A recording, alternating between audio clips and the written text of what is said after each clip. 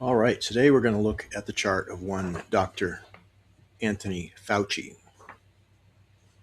Now, this one doesn't really need any setup, and I'm just going to go through this relatively quickly with the analysis of the decans or faces that are important in Dr. Fauci's chart. So we'll go through some of the traditional imagery that matches up with some of the planets and the angles in his chart. So Fauci was born on Tuesday, the 22nd of December in 1940, with a Virgo rising, and that is almost exactly on the degree of exaltation of Mercury in the middle of Virgo. This face is ruled by Saturn and by Venus. Saturn by the triplicity system and Venus by the Chaldean order. Now, the second face, let's read a little bit of Abu Mashar. In the second face of Virgo ascends a muse, and he plucks the cithara, which is a guitar like instrument, and plays a wind instrument. And there ascends a man accompanied by a tuft of hair. And there's some constellations which are no longer there. And the tail of a blackwater snake in the middle of the Raven. So the Raven was is a constellation that's currently in Libra, but that also has a significant. We will get back to that one. The crow, the corvid, is actually in his chart. That's in his second house, according to whole sign. First house, according to I believe that's Porphyry. I'm not sure which one is listed here. Let me see. This is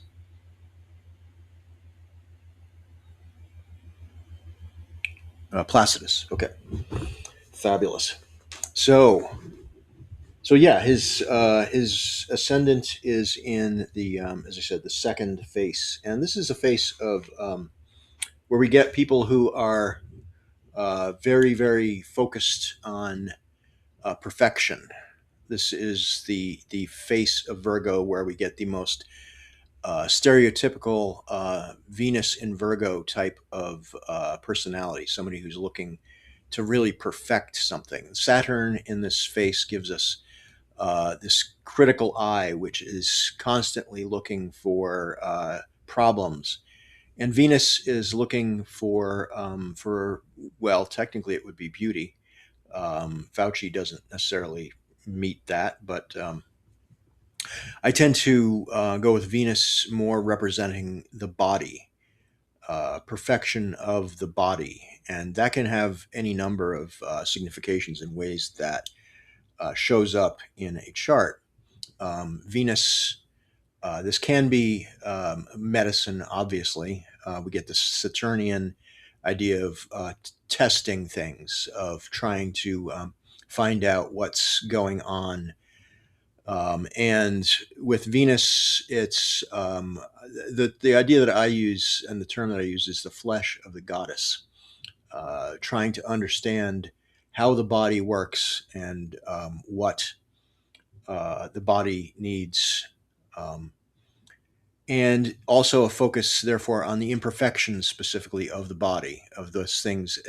This is one of the uh, extraordinary places where we see this is Mercury rule. And of course, as I said, this is the degree of exaltation of Mercury in which his ascendant sits. So what Mercury is Mercury is neutral. Mercury is mercenary. He's mercantile. He looks to make a profit off of things. And you can see how this is turning towards making a profit off of the imperfections of the body and even looking for imperfections and ways in which the body can be thought of as being imperfect. Saturn also um, tends towards necrosis, towards the problems with the body and the shrinking of the body. You get the experimental aspects from Mercury, you get the body itself and this sort of attitude towards the body in which it is it's a thing, it's an object, and this is where Virgo uh, goes kind of wrong, or very, very wrong. Um, it's this materialism that kind of arrives from looking at the flesh and not seeing that it is actually a spiritual thing. So we might expect this guy to be like an incredibly mercurial character in a good way, but this is one of the major pitfalls of Virgo placement, is this incredible focus on perfection and the body. And when you're focused on perfection, you're therefore focused on imperfection and the ways in which it can fail. So we can see that this is what is at sort of at Fauci's most essential nature, is this Venus Saturn Virgo energy with a very heightened mercurial sense. And Mercury can be very good, and Mercury can be very, very problematic.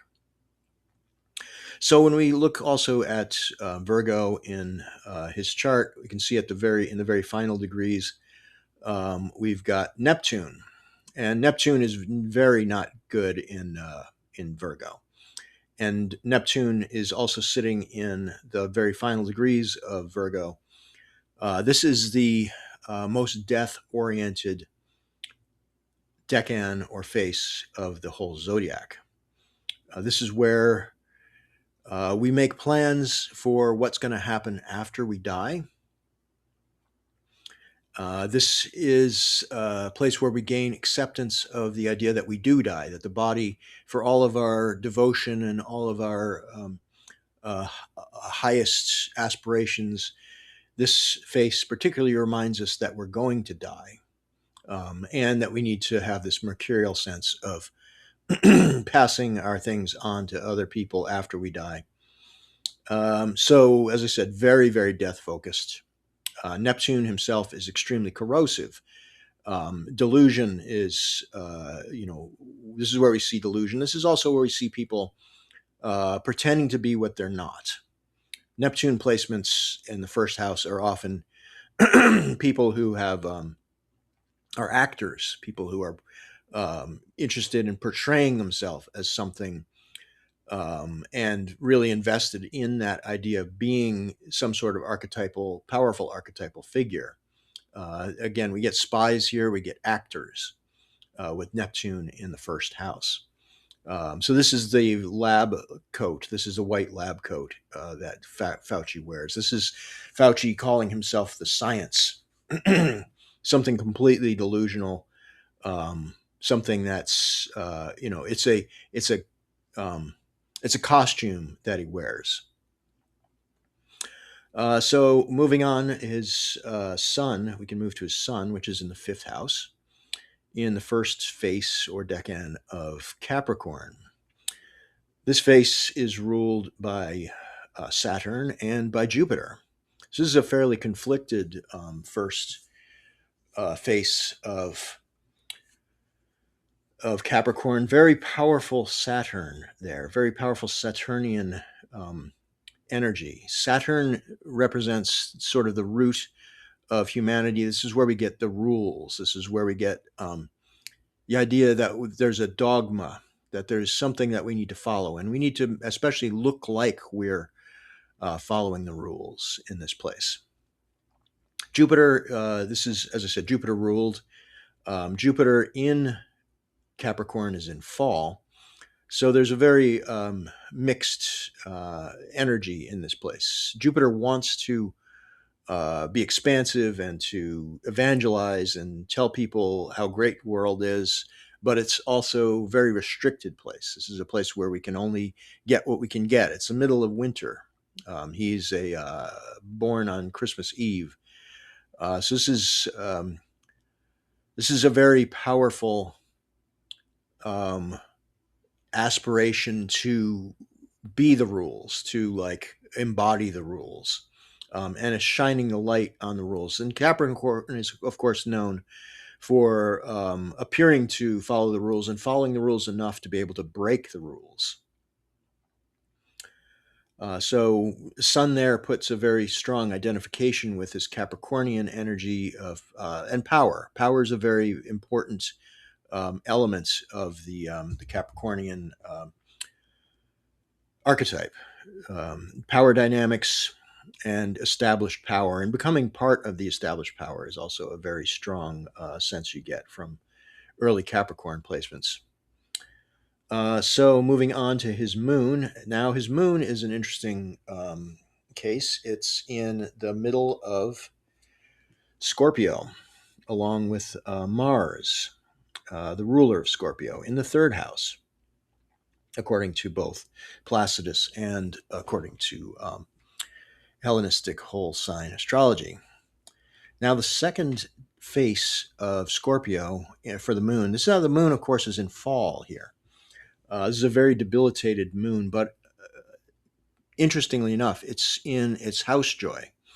And the house joy is a place that a planet, even if it's got a debilitation, it's doing the work that it likes to do. So each of the houses of astrology, sort of reflects an area of life. And the third house is the moon's joy. So when you think about this religiously, because there's two sects of planets. One is the day sect, and that is ruled by the sun, and that has Saturn and Jupiter in it, along with the sun. And there's the night sect, which has the moon and Mars and Venus in it. So the moon in the third house is usually thought of as being a place where we put our daily routine, sort of our people who are around us regularly, like the things we do regularly. It's also very much about communication. And when we think about this in a sort of a religious sense, because these are sects of planets, the moon leads the night sect, and the moon can sort of transmit the agenda of the night sect to its to her other Trinity planets, of course, which are Mars, which is right next to her, and Venus, which is ticked right across the sign boundary in Sagittarius. So the moon is in fall. Now, what tends to happen with the moon in fall is like it's like growing up too early. Often, it's like when adulthood sort of intrudes upon your childhood, and adult things start to surface, like death of parents or other issues that one, ideally would not have to face in childhood. The moon in Scorpio also is recalls Demeter in the time after Persephone has been abducted into the underworld. And the moon there is in the company of Mars, who is one of the two archetypal planets that sort of join together to become Hades or Pluto in traditional astrology. Now we have Pluto, of course, in modern, our modern Pluto, the planet, which is the farthest out in our solar system. But traditionally, if you wanted to understand this Hades sort of archetype, you could look both at Mars and at Saturn, because these are the malefics, and they sort of play that role of these put together. They kind of make Hades. So this is this is fairly tense moon. It's in an interesting face, and this face is a Sun and Jupiter ruled face. This face gives us alchemy. This is where we combine things to make new things. This is where we put together raw, broken down elements and fuse them together to make something new. This can be a very positive face in many cases, but it is still Scorpio. And Scorpio, of course, like I said with Capricorn, Scorpio has a great deal of power dynamics involved with it, especially unseen, unspoken power dynamics. When we have Mars there, who's extraordinarily powerful in his, right next to the moon, this is it's a pretty dark combination, honestly. This Mars with the moon. Mars himself is in the third face, which is oriented towards relationships, very strongly about relationships and the things we can't get out of relationships, things we wish we had, or things that we had and we can no longer have. This is a place of nostalgia. This is a face ruled by the moon and by Venus. So this is the one of the worst faces in the uh, zodiac for relationships, for one's view of relationships. So this, when you put the moon and Mars together in the third house, this is going to create a fairly dictatorial type of leadership.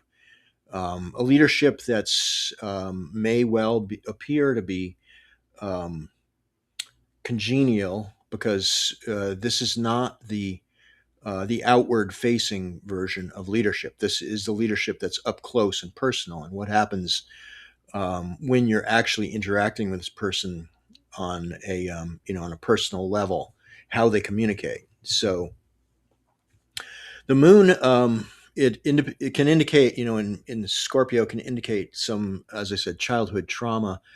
And Mars there would tend to indicate that it was literally some kind of violence or some sort of uh, something that happened in an inflamed manner versus a Saturnian manner that's maybe quiet and quiet torture or something like this. This is maybe something a bit more overt, but it's also in Scorpio, so it's this could be fairly well hidden, and it's in the third house too. So this is hidden. Again, the moon can, it's going to talk about the mother too, and also the IC, which is in the fourth house. The That's going to talk a bit about childhood as well. The actual fourth house of his chart is going to speak about that. So yeah, so we're getting a pretty clear view that this guy's got some probably some relationship issues. Um, we've got our sun, our moon, and our ascendant. Now let's look at the ruler of the ascendant, which is Mercury, which is also in the fourth house, ruling that Virgo, the first house. So even though we've got the point of exaltation, not there's no planet on the point of exaltation in Virgo, but that's where his ascendant is, and that is ruled by a uh, Mercury in detriment. It's in Jupiter rule. Now, what's the problem? What does that mean? Now, people who have this are going to probably be unhappy about this, but this can manifest a lot of ways. But this is Mercury trying to do the work of Jupiter. Now, Jupiter is our religious leader. He can be a secular leader too, but he wants to encourage, give people courage and faith.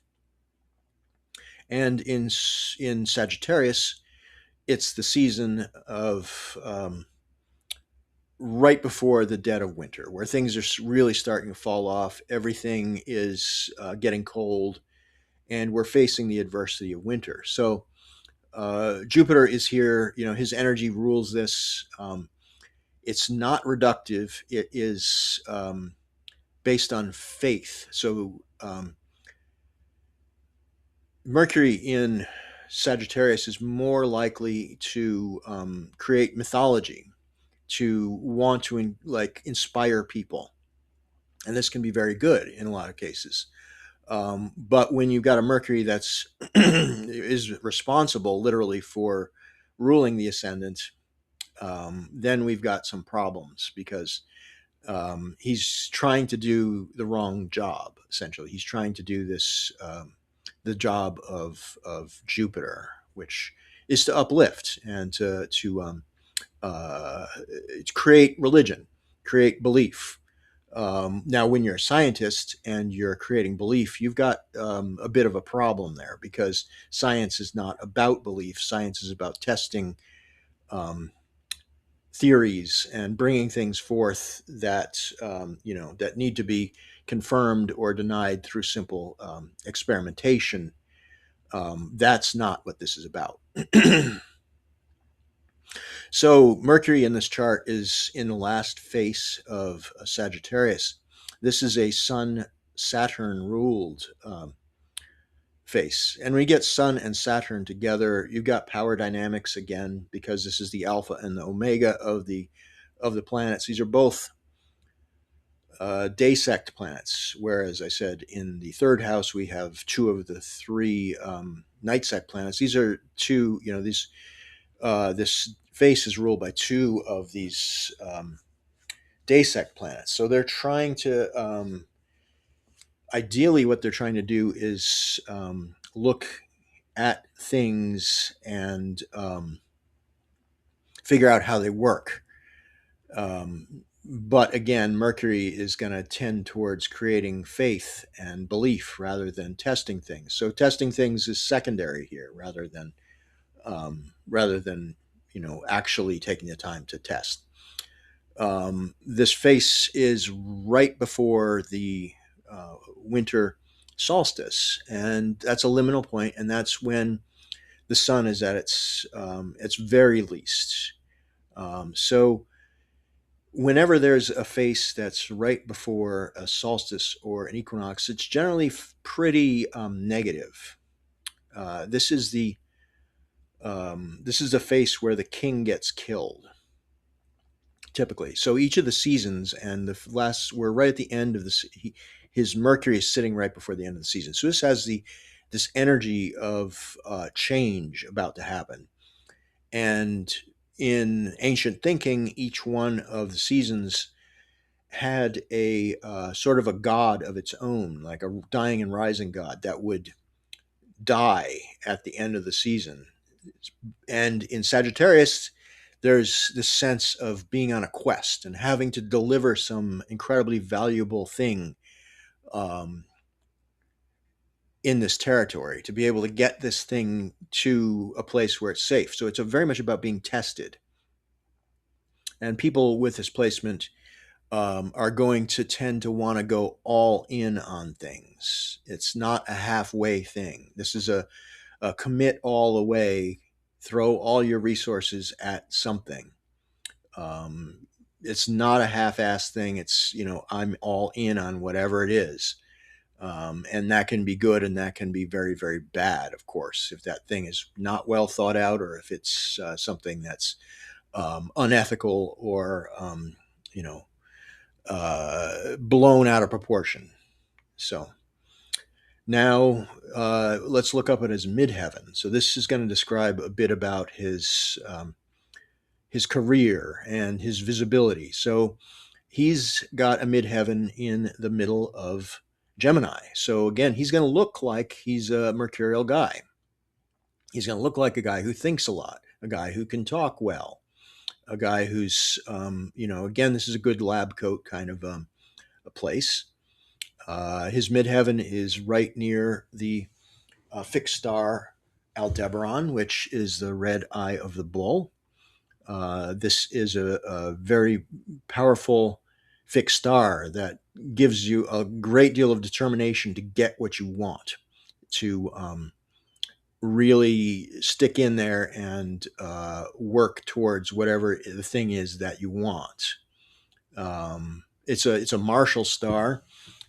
Again, like the charging bull, like you don't want to get in the way of this guy. If he wants something done, he's going to find a way to get it done.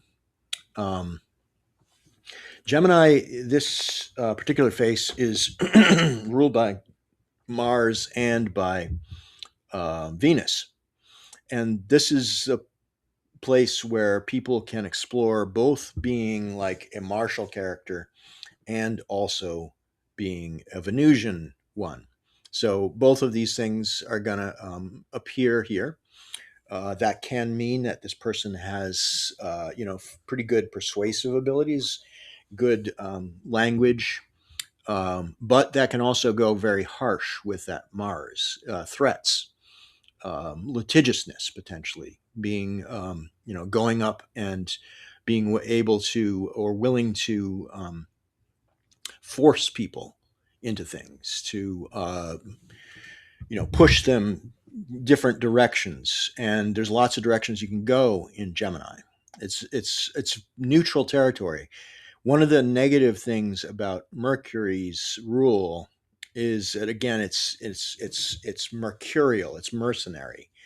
It doesn't have the guardrails that you get with some other signs. And when you get Mars and Venus together, you can look into all of the many of the ancient astrology texts, and they will tell you that debauchery and lustfulness and all sorts of really bad things come with Venus and Mars put together.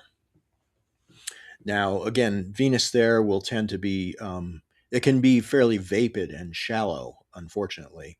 Not always, but it's one of those things, this is appearances, basing things on appearances rather than looking really deeply for what's going on.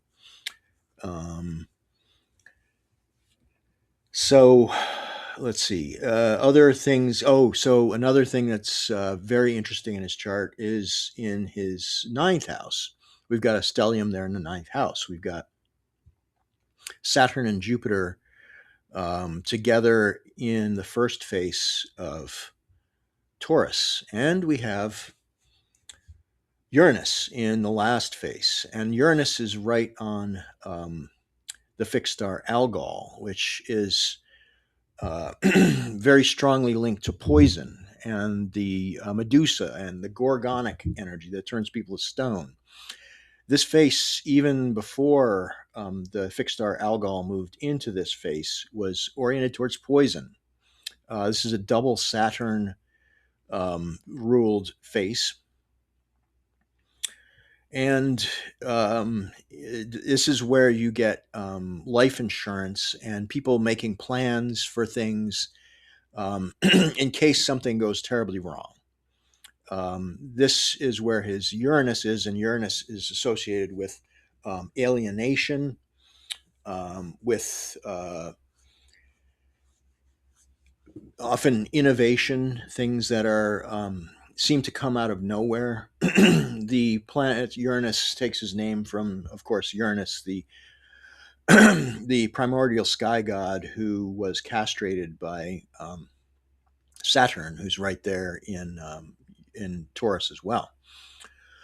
So we got a very strong poison thing going on here, and his Uranus is right across from his Mars, so they're in a fairly tight opposition. So they are communicating there quite well, and that gets, again, that gets towards it. Typically thought of as being fairly violent or being a very potential for violence and instability. Because this, we got a Mars that's extremely powerful here. Pretty disciplined Mars, actually. But we can see this Uranus as being kind of the, the preemptive pardon would be this Uranus in Taurus near the end here, where you've got an archetype that's above everything, that's kind of lift itself above, it's the primordial sky god. So also, as I said, in Taurus, we've got this pretty rough combination of Saturn with Jupiter. So Jupiter is under Venus rule, so we go back to Venus, and Venus is in Sagittarius. So we actually have a mutual reception here. So these two are in each other's signs, so they get to take care of each other a bit. And Venus ruling ruling Taurus from Sagittarius also gives us a little bit of it's a little shallow. It's a little not very deep. It's looking at everything with rose-colored glasses. I would say from his fourth house that this kid had a pretty was probably really had Jupiterian parents who were like told him he could do anything, be anything. He's got his Mercury there in Sagittarius. I can do anything. I can be anything. I'm the golden boy. Um, and Saturn there in Taurus is also this is supposed to be, while Jupiter is sort of the planet of expansion in the realm of the spirit. This is building spirit and faith is what Jupiter is about. When you put Saturn on top of them, it's a very tends to be very restricted and restrictive. Very, locks them down into the rules, the dogma. The sign of Taurus is represented in the RWS, the Rider-Waite-Smith Tarot, by the Hierophant card. And the Hierophant is the archetypal priest of um, the Eleusinian mysteries, which was a high priest of um, the longest running institution in human history that we know of. 2,000 years approximately, they were doing these mysteries. So it also gives you the sense of things that are hidden. A guy who can show you special signs that have power in the tradition, but a tradition that he upholds and considers himself to be the representative of this of this thing. And this is the ninth house, which is about education and about beliefs and philosophy. And it's goddess ruled. So again, there's a focus on the body rather than the spirit. Both Jupiter and Saturn, as I said, those together they rule the face of Capricorn, where the sun is. So, all right, so that's well over a half an hour. I intended to do like 10 minutes, so that's enough of that for now.